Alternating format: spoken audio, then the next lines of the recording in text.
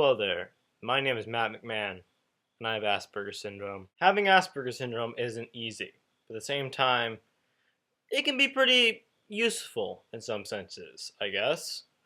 Being that I have Asperger's, some would assume that I'm smarter than the average bear, but this is not the case for every case. Neurotypically, I have a higher IQ. EQ, however, not so high.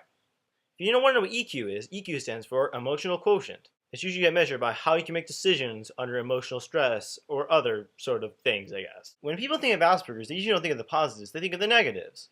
Well, let me reassure you, there are some positives. One thing I think personally is a positive for Asperger's is the fact that usually you have no problem finding your interests. Interests come naturally to you. I mean, it's pretty much second nature. You do know consistencies. For example, eye contact is usually not associated with Asperger's. Let me get that straight out of the way. But to be frank, does it really make us bad people? The fact that we don't do the same things you do? Even then, when you say you really don't mean it.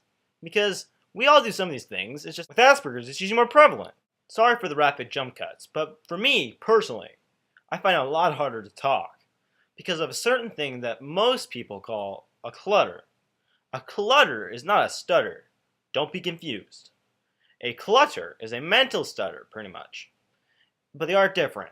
Clutter is more of a mind thing, but stutter is more of a kind of a motor skill thing, if you want to call it that. I'm not an expert, so I don't know the exact terms, but what I do know is that my talking skills are not the best.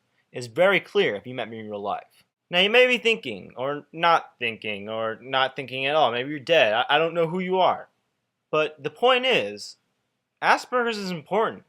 Whether you like it or not, thousands of people every year are diagnosed with it, or some other form of ASD, which stands for Autism Spectrum Disorder. So what can you do? Well, you can donate to charity. Like, for example, one of my favorite charities is Autism Speaks. Now, I know what you may be thinking.